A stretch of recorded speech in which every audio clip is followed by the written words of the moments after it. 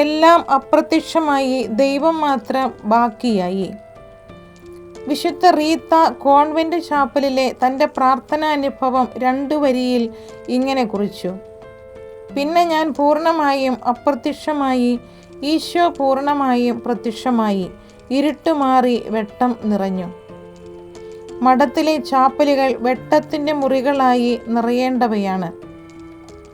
Mother തെരേസയെക്കുറിച്ച് documentary എടുക്കാൻ വന്ന Malcolm മഗ്രിഡ്ജ് എന്ന നിരീശ്വരവാദി ചാപ്പലിൽ സിസ്റ്റേഴ്സ് പ്രാർത്ഥിക്കുന്ന രംഗം ഷൂട്ട് ചെയ്യുവാൻ ഏറെ ബുദ്ധിമുട്ടി.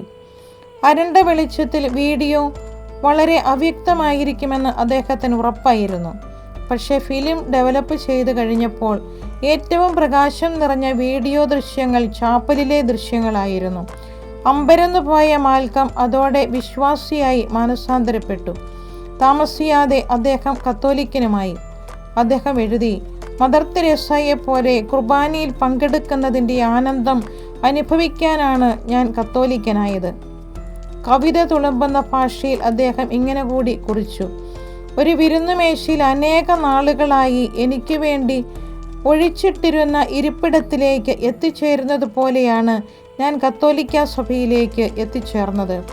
കന്യാസ്ത്രീ മഠത്തിലെ വെട്ടമുള്ള അൾത്താരകൾ എത്രയെത്ര പേരെ ക്രിസ്തുവിലേക്ക് വഴി നടത്തിക്കൊണ്ടിരിക്കുന്നു.